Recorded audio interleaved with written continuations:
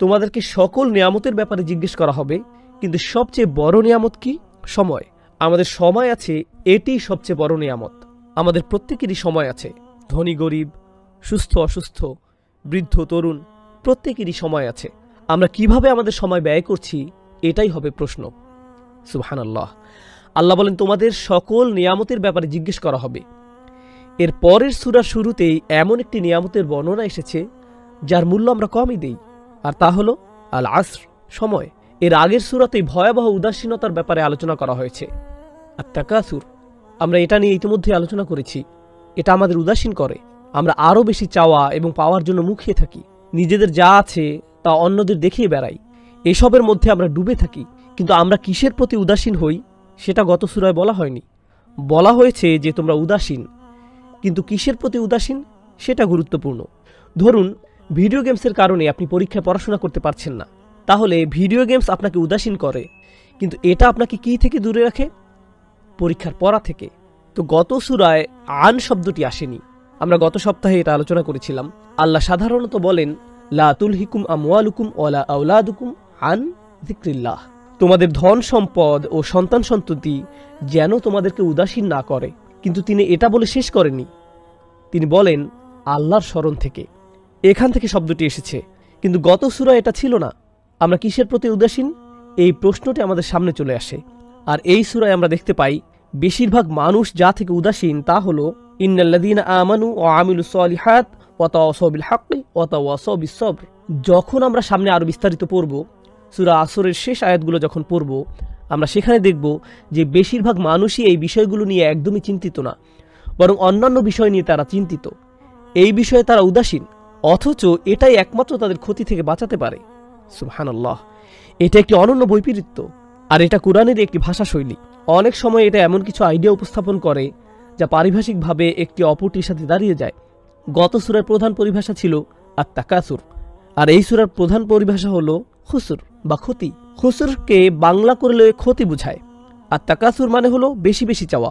অন্যদিকে খুসর দিয়ে বোঝানো হয় সবচেয়ে প্রয়োজনীয় জিনিসগুলোকে হারানো। মনে করেন আপনি কোনো ব্যবসায় কিছু অর্থ বিনিয়োগ করলেন, আর আপনি সেখান থেকে অন্তত 20% লাভ করতে চান, কিন্তু আপনি 10% লাভ করলেন। এটাকে আপনি ক্ষতি ধরতে পারেন, কিন্তু আপনি কিছু হলেও পেয়েছেন। আপনার মূলধন আপনি হারাননি। কিন্তু আপনি যদি কোনো ব্যবসায় অর্থ বিনিয়োগ করেন আর সেখান থেকে কোনো অর্থ তো পাননি, উপরন্তু আপনি মূলধন হারিয়ে ফেলেছেন। মানে হচ্ছে আপনি আপনার মূলধন হারিয়ে ফেলেছেন। আরবিতে যাকে বলা হয় রাসুল মাল, আপনি সেটাও হারিয়ে ফেলেছেন। তখন এটাকে বলা হবে খুসর। অন্যভাবে বলতে গেলে গত সূরায় বলা হয়েছে মানুষ কিভাবে প্রয়োজনের অতিরিক্ত চায় এবং চাইতে থাকে, কিন্তু তারপর বলা হচ্ছে বাস্তবিকভাবে মানুষ ক্ষতির মধ্যে নিমজ্জিত আছে। আপনি যা লাভ করেছেন বলে ভাবছেন, আসলে তা ক্ষতি ছাড়া আর কিছুই নয়। তাহলে আমরা দেখতে পাচ্ছি এই সূরাটি হচ্ছে গত 4টি সূরার উপসংহার, যা শুরু হয়েছে সূরা জিলজাল দিয়ে, ইদা জুলজিলাতিল আরদু জিলজালাহা। এরপরে আমরা পড়েছি ওয়াল আদিয়াতি দবহান, এরপরে পড়েছি আল কারিয়াহ, তারপরে পড়েছি আল হাকুমুত তাকাসুর। আর এর সবগুলোতেই মানুষের ক্ষতি নিয়ে আলোচনা করা হয়েছে। বিচারের দিনের ভয়াবহ অবস্থার কথা বর্ণিত হয়েছে। সূরা জিলজাল ও সূরা কারিয়ায় এটা এসেছে। এর পরপরই এসেছে যে আপনি এটা নিয়ে একদমই চিন্তিত নন। আপনার উদাসীনতা নিয়ে বলা হয়েছে সূরা আদিয়াত ও সূরা তাকাসুরে। এই সবগুলোর পরিসমাপ্তি টেনে এনে এখানে বলা হয়েছে মানুষের এই উদাসীন মনোভাবের কারণে তাদের পরিণতি কি? তাদের পরিণতি হলো তারা অবশ্যই ক্ষতির মধ্যে নিমজ্জিত। সুতরাং এই সূরাটি আসলে এই পুরো আলোচনার একটা সমাপ্তি কথন। আমরা আরও দেখতে পাই যে এই সূরাটি সূরা 3-এর সাথে অনেক দিক থেকে মিল। আমরা কয়েক সেশন আগে সূরা 3 পড়েছি। সেখানে আল্লাহ তাআলা বলছেন ইল্লাল্লাযীনা আমানু ওয়া আমিলুস সলিহাত ফালাহুম আজরুন গায়রু মামনুন। বিখ্যাত সূরা, তাই না? ইল্লাল্লাযীনা আমানু ওয়া আমিলুস সলিহাত, এখানেও আল্লাহ একই রকম বলছেন ইল্লাল্লাযীনা আমানু ওয়া আমিলুস সলিহাত। এরপর কিছুটা ভিন্ন ভাষায় ওয়া তাওয়াসাউ বিল হক ওয়া তাওয়াসাউ বিস সবর, এখানে কিছুটা ভিন্ন। এই সূরায় মানুষের কথা এসেছে ইন্নাল ইনসানা লাফি খুসর। তিনিও আল্লাহ মানুষের ব্যাপারে বর্ণনা করেছেন। তিনি বলছেন লাকাদ খলাকনাল ইনসানা ফি আহসানি তাকওয়িম। অতএব দুটি সূরাতে মানুষের ব্যাপারে আলোচনা এসেছে। দুটিতেই যারা সৎ কাজ করে তাদের বর্ণনা এসেছে। আপনি এই দুটিকে এদের মূলভাব এবং গঠন দিয়ে তুলনা করলে দেখবেন একটি হলো ইতিবাচক, অপরটি নেতিবাচক ভাব বোঝায়। অন্যভাবে বললে সূরা আসরে প্রকৃত মূলভাব হলো সতর্কতা, এটা নেতিবাচক ভাব বোঝাচ্ছে। কিন্তু সূরা 3-এ দেখবেন সূরাটি শেষও হয়েছে ইতিবাচক বর্ণনা দিয়ে। সেখানে তো কোনো ক্ষতির কথা বলা হয়নি, বরং পুরোপুরি ইতিবাচক বর্ণনা। ফালাহুম আজরুন গায়রু মামনুন ফামা ইউকাযযিবুকা বা'দু বিদ্দিন আলাইসাল্লাহু বিআহকামিল হাকিমিন। এমনকি সূরাটির শুরুতে এসেছে যে মানুষকে সৃষ্টির সেরা রূপে সৃষ্টি করা হয়েছে। অতএব সূরা ৩-এ অনেক ইতিবাচক বর্ণনা এসেছে, অপরদিকে সূরা আসরে এসেছে অনেক সতর্কতামূলক কথা। কিন্তু যদি আপনি এই দুটিকে একত্র করে পড়েন, আপনি অসাধারণ কিছু শিক্ষা পাবেন। প্রথমে আল্লাহ বলছেন আল্লাহ মানুষকে বানিয়েছেন সৃষ্টির সেরা রূপে, আর এখানে বলছেন প্রত্যেকটি মানুষই ক্ষতির মধ্যে ডুবে আছে। তিনি যদি সৃষ্টির সেরা করে বানান, তাহলে আমরা কেন সবাই ব্যর্থ হচ্ছি, তাই না? তিনি যদি আমাদেরকে সেরা করে বানান, যদি আমরা শ্রেষ্ঠই হই, তাহলে আমরা কেন ক্ষতিগ্রস্তদের মধ্যে অবস্থান করছি, আমরা কেন পরাজিত হচ্ছি? আল্লাহ তাআলা আমাদেরকে প্রথমে বলেননি যে মানুষ ক্ষতির মধ্যে ডুবে আছে। তিনি প্রথমে বলেছেন সফল হবার সব ধরনের গুণই মানুষের মধ্যে আছে, কিন্তু ক্ষতিগ্রস্ত হওয়াটা কেবলমাত্র তাদের নিজেদের ব্যর্থতা।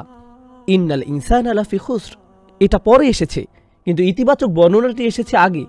আমি এই সূরার ব্যাপারে কিছু অসাধারণ বিষয় আলোচনা করতে চাই, যা প্রায় আমরা এড়িয়ে যাই। এই সূরায় আল্লাহ তাআলা 4টি জিনিসের বর্ণনা দিয়েছেন।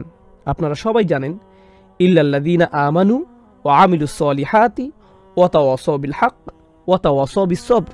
4টি জিনিস, কিন্তু এদের শেষ দুটি হলো তাওয়াসাউ যুক্ত, ওয়া তাওয়াসাউ বিল হক ওয়া তাওয়াসাউ বিস সবর। এই দুইটি হলো কাজের বর্ণনা। সরল অনুবাদ করলে এর অর্থ দাঁড়ায় সত্যকে উপভোগ করা এবং ধৈর্য ধারণ করা। এটা হলো সাধারণ অনুবাদ, যা দিয়ে বোঝায় ওয়া তাওয়াসাউ বিল হক ওয়া তাওয়াসাউ বিস সবর। এগুলো হলো কাজ। এই অংশের আগে কি এসেছে? ওয়া আমিলুস সলিহাত, তারা সৎ কাজ করে, তারা ভালো কাজ করে। এটাও কি কাজ না? কাজ। অতএব আল্লাহ তাআলা ঈমানের বর্ণনা দিয়েছেন, যা বাহ্যিক নয় বরং ভিতরকার বিষয়। তারপর তিনি বললেন ওয়া আমিলুস সলিহাত।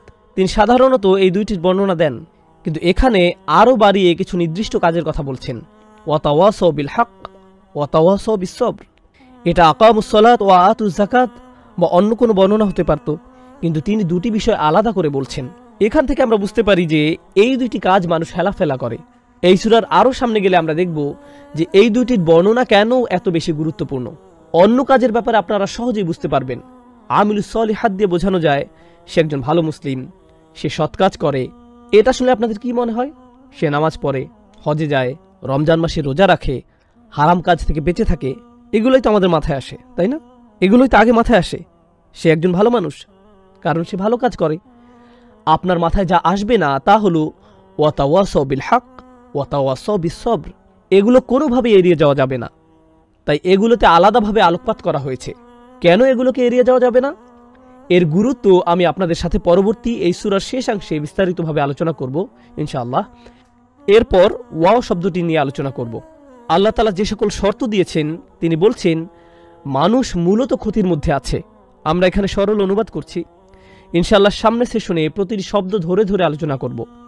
বলা হচ্ছে 2 ধরনের মানুষ বাদে বাকি সবাই ক্ষতির মধ্যে আছে। সরল অনুবাদ করলে অর্থ দাঁড়ায় যারা বিশ্বাস স্থাপন করেছে, সৎ কাজ করেছে, একে অপরকে সৎ কাজে উৎসাহিত করেছে, একে অপরকে ধৈর্য ধরতে উৎসাহিত করেছে। কিন্তু এই 4টি বিষয়ের ভিতরে এবং শব্দটি এসেছে 4টি জিনিস ছাড়া। এটা, এটা, তারপর এটা এবং সবশেষে এটা। এখানে ওয়া এসেছে আও এর বদলে।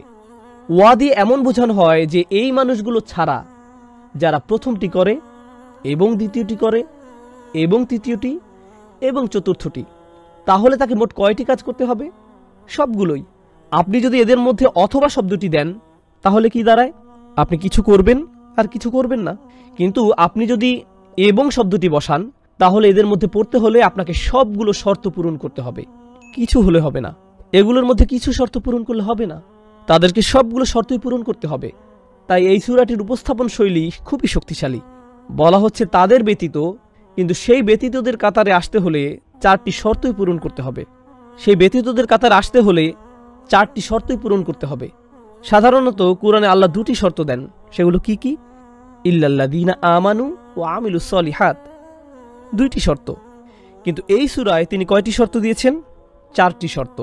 এখানে সব মানুষের মধ্যে যারা ক্ষতির মধ্যে নেই, তাদের ব্যাপারে বিশদভাবে বলা হয়েছে।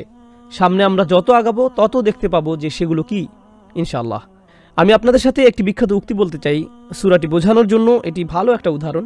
ফখরুদ্দিন আর রাজি রাহমাহুল্লাহর উক্তি, যদিও তিনি তার তাফসিরে কিছু বিতর্কিত বর্ণনা দিয়েছেন, তবু ইতিহাসে তার মতো ব্যাকরণবিদ পাওয়া খুবই দুষ্কর। এটাও সত্য, তিনি ইতিহাসের শ্রেষ্ঠ মুফাসসিরদের মধ্যে অন্যতম। তার বর্ণনা থেকে আমরা অনেক উপকৃত হয়েছি, সুতরাং আমরা তার কাছ থেকে ভালোটা নেব এবং খারাপটা কিছু থাকলে সেটা বর্জন করব। তার বর্ণনায় যদি কিছু বিতর্কিত বিষয় থেকেও থাকে সেটা অবশ্যই নেওয়া হবে না। আপনি যদি এটাকে ভুলও বলেন, ব্যাপার হলো আমাদের কি সেটা বলার অধিকার আছে? আমাদের প্রত্যেকের জীবনই তো ভুলে ভরা। রাসূলুল্লাহ সাল্লাল্লাহু আলাইহি সাল্লামের পরে আর কেউই ভুলের ঊর্ধ্বে নয়। অতএব নির্ভুল আলেম বলে কিছু নেই, এমন কেউ নেই যার দিকে প্রশ্ন তোলা যায় না। ইসলামের ইতিহাসে একজন আলেমও নেই যার সমালোচনা করা যায় না। তাই কেউ যদি এসে কোনো আলেমের সমালোচনা করে বলে, আপনি ওনার কথা কেন শুনছেন, তিনি এটা বলেছেন, এতে অবাক হওয়ার কিছু নেই। হ্যাঁ, তিনি এসব বলেছেন, আর আমরাও তার সাথে দ্বিমত হওয়ার সুযোগ আছে। আর তিনি অনেক ভালো কথাও বলেছেন। আর সবশেষে যা ভালো ও মন্দের মধ্যে পার্থক্য করে দেবে সেটা হলো এর প্রমাণ। কেউ যদি প্রমাণের ভিত্তিতে কিছু বলে আমরা মেনে নিই, কেউ যদি প্রমাণ ছাড়া কিছু বলে আমরা সেটাকে গ্রহণ করি না। মোদ্দা কথা হলো ব্যক্তি নিজেই তার কথার প্রমাণ বহন করে। সুতরাং কোনো মানুষের ভুলের জন্য আমরা তাকে বর্জন করি না। বিষয়টিকে ভালোভাবে চিন্তা করে দেখুন, আপনি কি আপনার জীবনে কখনোই কাউকে ভুল করে কিছু বলেননি? এটা শুনে কেউ যদি এসে বলে এর কথা শুনবেন না, একবার সে একটা কথা বলেছিল যা আমার ভালো লাগেনি, সেটা ভুল ছিল, কিন্তু তাতে তার কাজের চেষ্টা বিফল হয়ে যায়নি। আরেকটি ভালো উদাহরণ দেই। আমি যদিও অনুবাদ পড়তে খুব একটা স্বাচ্ছন্দ্য বোধ করি না, কিন্তু ইউসুফ আলীর অনুবাদের ব্যাপারে বলতে হয়, ইউসুফ আলী রহমাহুল্লাহ ছিলেন ইংরেজি ভাষায় কোরআনের প্রথম অনুবাদকদের অন্যতম। অনবদ্য অনুবাদ ছিল সেটি। তিনি খুবই অদ্ভুত বর্ণনা দিয়েছিলেন। বেশিরভাগ আলেমই তার সেই বর্ণনা গ্রহণ করেনি। তার এই ভুলের কারণে তিনি যে 20টি বছর সারা দুনিয়ার বিভিন্ন ঐতিহাসিক জায়গা ঘুরে একটি অসাধারণ অনুবাদ করেছেন সেটি বৃথা হয়ে যায়নি। আল্লাহ তাকে এর জন্য উত্তম প্রতিদান দিন। তিনি ভুল করেছিলেন, তিনি ভুল করতেই পারেন। আপনি এটাকে ভুল বলতে পারেন, কিন্তু এজন্য আপনি তাকে বিচার করতে পারেন না। যাই হোক, ফখরুদ্দিন রাজির তাফসিরে কাবিরের বিখ্যাত উক্তিটি আমি আপনাদের বলতে চাই। তিনি বলছেন, প্রথমত এই আয়াতে একটি ভয়াবহ সতর্কবাণীর প্রতিশ্রুতি দেওয়া হয়েছে। কারণ এই আয়াতে আল্লাহ বলছেন ক্ষতির কথা, ভয়াবহ ক্ষতির কথা, সমগ্র মানবতার বিরুদ্ধে। আল্লাহ তাআলা সমগ্র মানবজাতির উদ্দেশ্যে একত্রে ক্ষতির কথা বলেছেন, তারা ছাড়া যারা এই 4টি গুণাবলী নিয়ে আল্লাহর কাছে ফিরে আসে। এটাই তিনি এখানে বলছেন। এরপর তিনি বলছেন, বিচারের দিনে মুক্তি পাওয়ার উপায় হলো এই 4টি বিষয়কে আঁকড়ে ধরা।